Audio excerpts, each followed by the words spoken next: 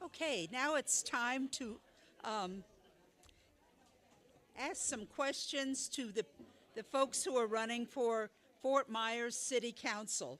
So I'd like to invite the candidates for Fort Myers City Council up to the stage.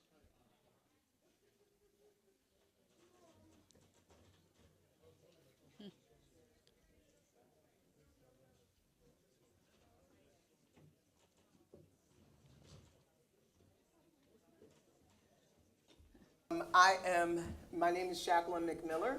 I am running for Ward 2 for the city of Fort Myers, City Council. I have lived here all of my life. Grew up here, raised my family here, have five fabulous grandchildren that I'm raising, and they are in the school system, so I can definitely understand everything that was happening earlier today. Why am I running? I am here to preserve, protect, and provide.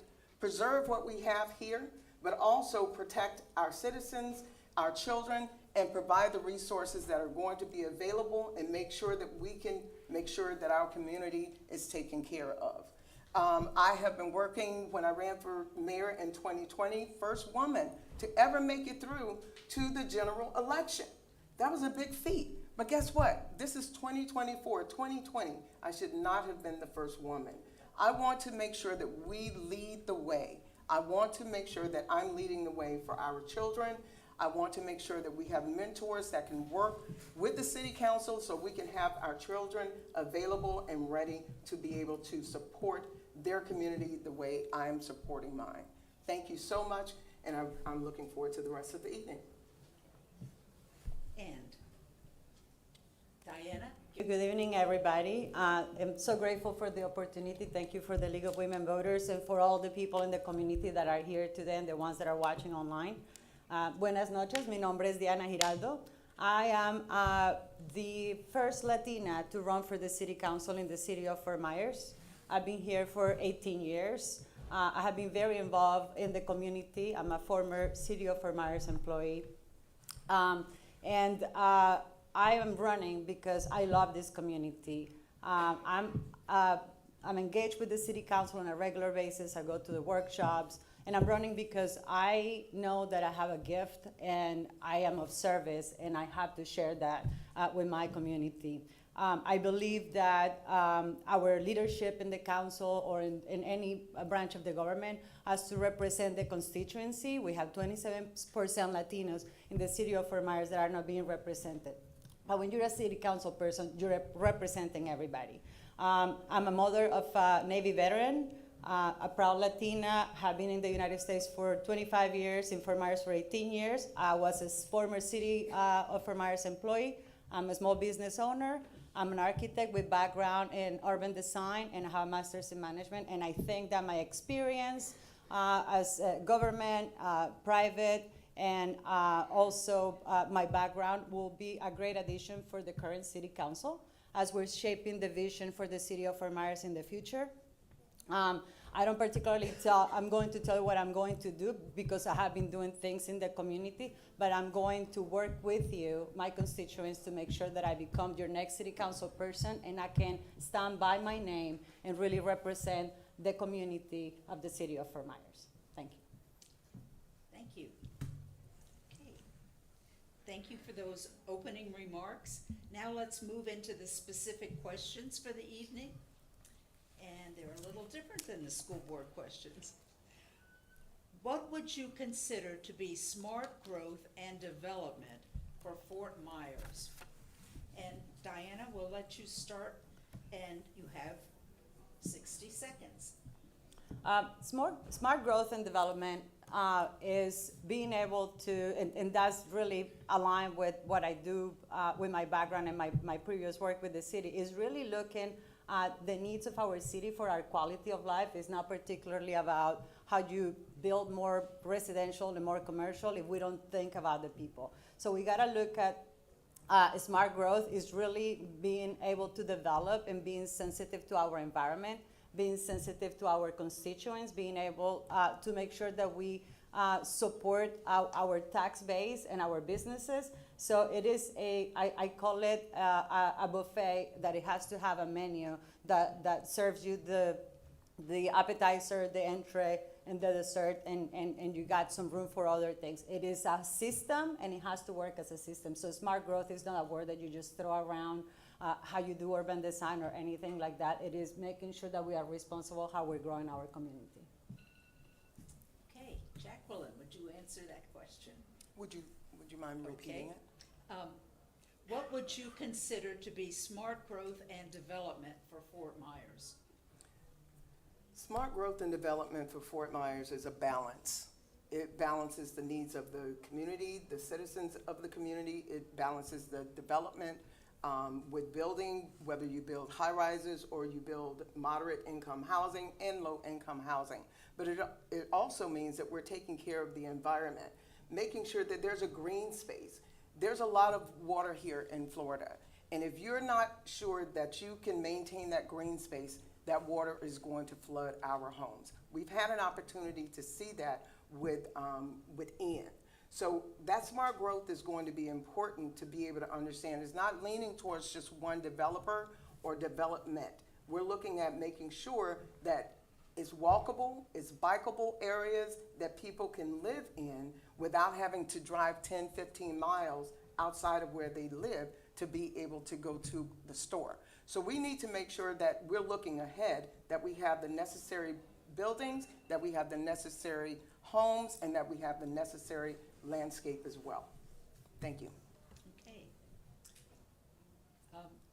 Diana, how should Fort Myers address the supply and quality of potable water? So the city of Fort Myers was under a consent decree that also were stopped from being able to build because the lack of water. It was not just the lack of water accessibility and pressure, but also the quality of the water.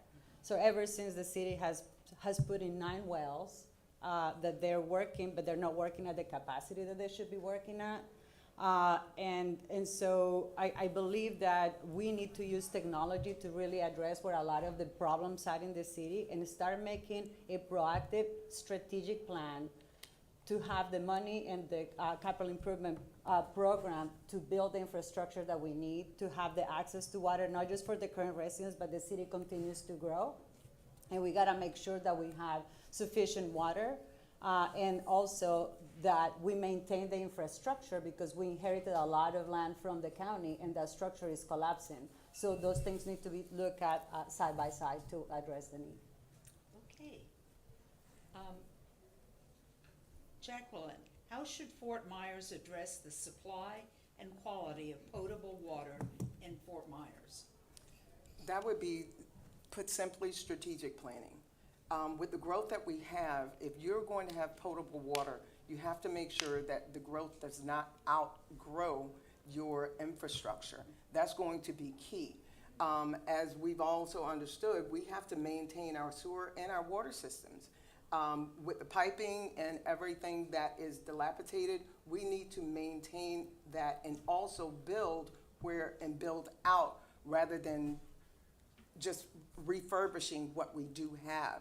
So with the growth that we currently have, we know that we're going to have to prepare, not just 5 years, but 10 years out, and make sure that that infrastructure is available, that it is solid, and that we will be able to use it. But we also have to look at ensure that we have the technology that's going to be in place, because the potable water is going to be key here. We're surrounded around salt water. So with Florida, this is something that we have to really, really, truly focus on. Thank you. Okay. Jacqueline, again, what are your views on the funding and use of the Fort Myers Affordable Housing Trust Fund? I think that they are doing a wonderful job. I think with this Affordable Housing Trust Fund, which I was part of the Life on Life, which they were the ones that we really started working on that and building it. And I was happy to be a part of that and get that trust fund started. I think that we need to start looking at, instead of using a lot of that money for these single family homes, we need to start looking at more multifamily units, because it's expensive here. And those funds, we have to be very careful. It's not a lot of money in that trust fund. $10 million or $8 million, it doesn't go far. So we have to use it wisely, and ensure that, the people, the families are getting the best out of that trust fund. Also being able to utilize it for rental assistance as well. Any type of assistance that is going to be used to assist people to keep a roof over their heads, but also meet the needs of the community as well. Thank you.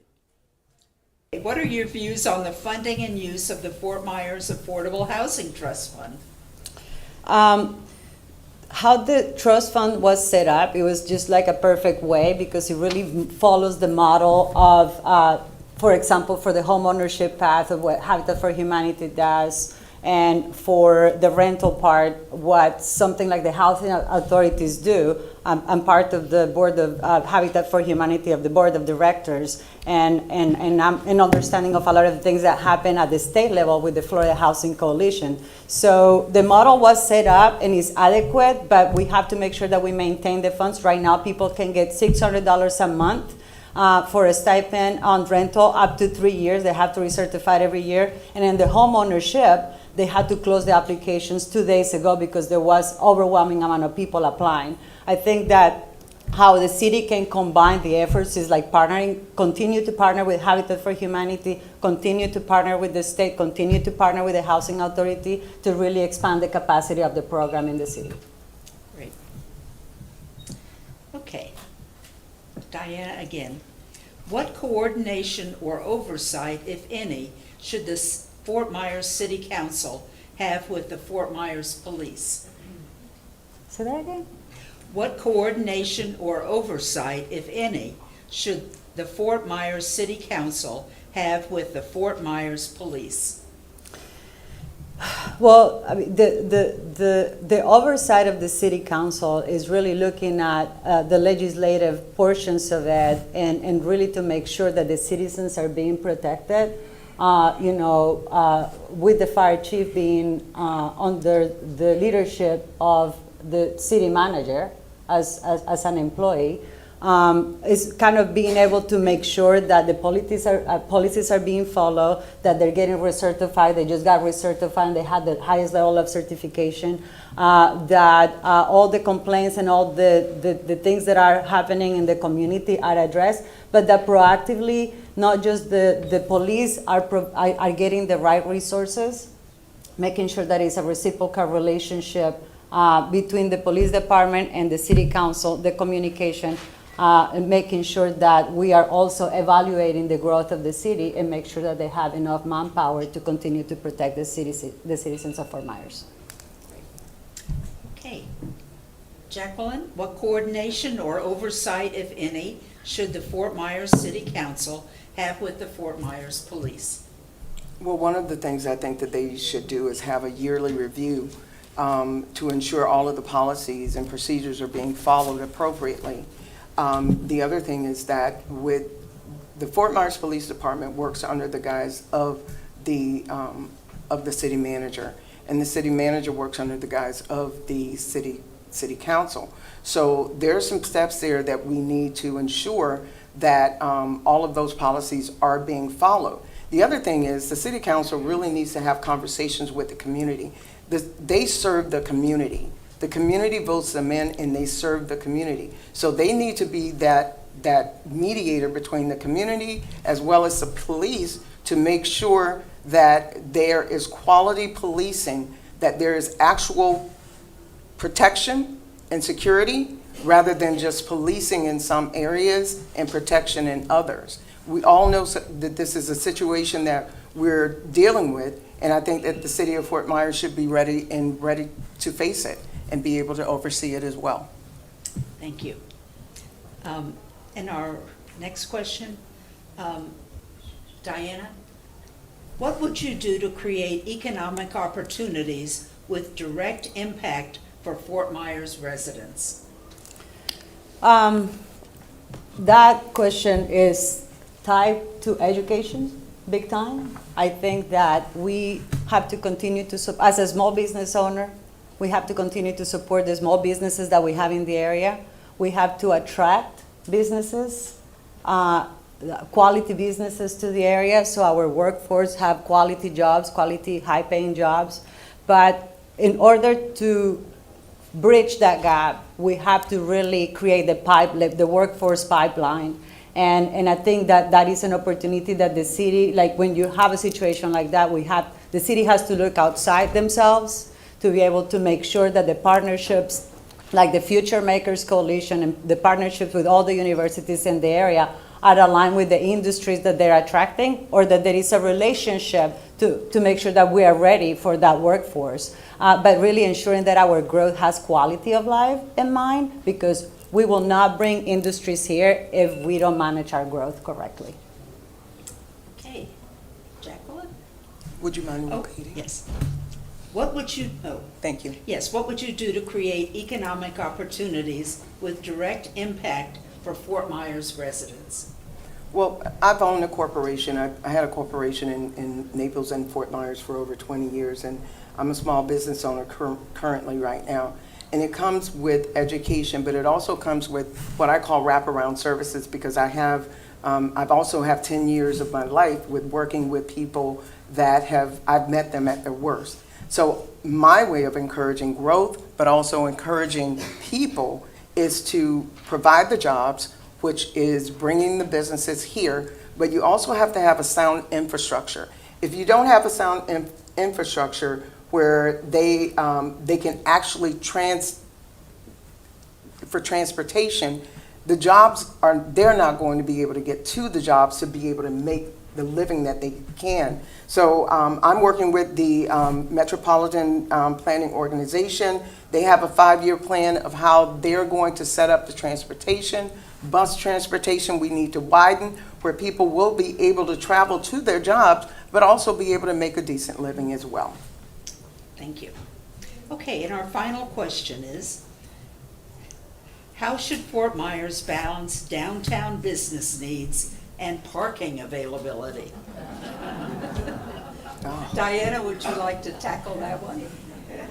Oh, as a chairwoman for the Bicycle and Pedestrian Advisory Board, that is always a subject of conversation in our board meetings. But I think there is a balance. So right now, there is a temporary, like after 5 p.m. and on the weekends, you don't pay for parking, because that was a big issue. But I think that we should revisit on the parking situation. First of all, we haven't had a parking study updated since 2015. There was a little bit of an update in 2019 when they did an update to the comprehensive plan. So we need to look at the parking study again, but we need to look at the multi-use transportation. We put a plan together to bring people on the multi-use trails, and we're working on the new design of Edison Road and bringing people into Midtown, and we have the transit station. So we have to combine all those resources to really give people the opportunity to travel other than having a car. But the other opportunity on the parking, particularly downtown, is being able to look at the current contract with Denison Parking and seeing what opportunities that are available to be more friendly to the community coming to downtown. Jacqueline? Well, that's one of the things that the Metropolitan Planning Organization, the Transit Improvement Program, is all about. And they are, they are the experts. I look at the expert. We hire these people, and it's the best thing for us to listen to them. And that plan that they are, since 2015, it certainly has to be updated because of the fact that we've grown exponentially since that period of time. Whatever it may take, but the walking and biking is going to be key. Having areas, another thing people are using a lot of is Uber. So having some places where in some other cities, because I work with the League of Cities as well, having places where Uber drivers can actually drop people off and be able to meet them. And it's a safe space for all of those clients as well. But we have to balance that. There has to be a balance, and speaking to the people who are living down there, speaking to the people and getting feedback as to what they specifically need. Thank you. Well, that concludes the questions for this panel. Thank you for your responses. Now we will move into the closing statements. Each candidate will have 90 seconds to make their closing statement. And since we started with Jacqueline, we'll start with you, Thank you. Diana. Well, I am Diana Giraldo, your future city council person for the city of Fort Myers Ward 2. It is my pleasure to have been serving the community of Fort Myers for 18 years. To be able to tell you things like under my leadership in the community, I have gotten over 20 miles of sidewalks and trails built around the city of Fort Myers. I have been involved in policy changing in the planning department to really implementation of smart growth, really supporting a lot of our housing, affordable housing projects like Southward Village. So a lot of my experience and my dedication to this community is not just now because I'm running for city council. I have really been doing this work after I left the city in 2014. I have been still engaged in the community of Fort Myers. I love Fort Myers. I'm built to serve, so I'm not going anywhere anytime soon. And I really look forward to the opportunity to earn everyone's vote, everyone's support. I feel that I'm the right candidate for the city of Fort Myers, representing 27% of Latinos that are currently in the area, and really representing the fabric of our community and all the constituents of Fort Myers. Thank you. Thank you. Wow. Well, that ends our, She needs to close. how do I do this? It's been a long night. It has been a long That's time. okay.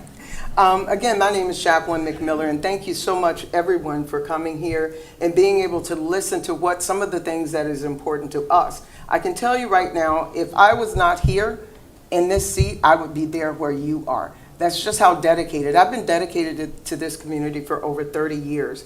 I'm the vice president of a nonprofit organization that feeds over 1,200 people per month. And sometimes during COVID, it doubled that. Not only that, I've been a community business owner, I've been a corporate owner, and all of my business acumen, as well as the fact that I've told people I've lived in Gateway. I lived in Gateway for about 10 years, and I moved back with my parents in Fort Myers, in central Fort Myers. So I know both sides of the city. Nothing changes. It really, really doesn't. The only thing that we want is to be able to live safe, have a roof over our heads, and be able to raise our children in a safe community. And that's what I'm here for. I've worked with the city of Fort Myers. I'm currently on the Mayor's Diversity and Inclusion Committee.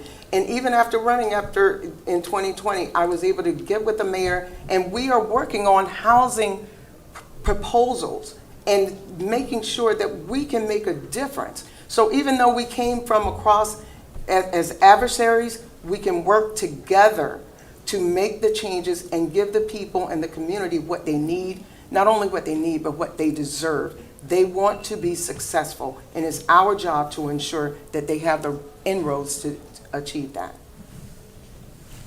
Thank you so much.